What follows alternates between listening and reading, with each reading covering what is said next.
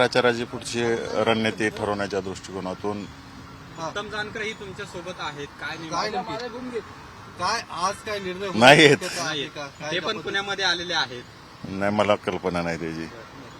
काय नेमकी आज चर्चा होणार आहे त्या पद्धतीने काल तुम्ही पुढची प्रचाराची रणनीती मित्रपक्षांबरोबर कोण च्या सभा लावायच्या या दृष्टिकोनातून साहेबांनी बोलवले मला.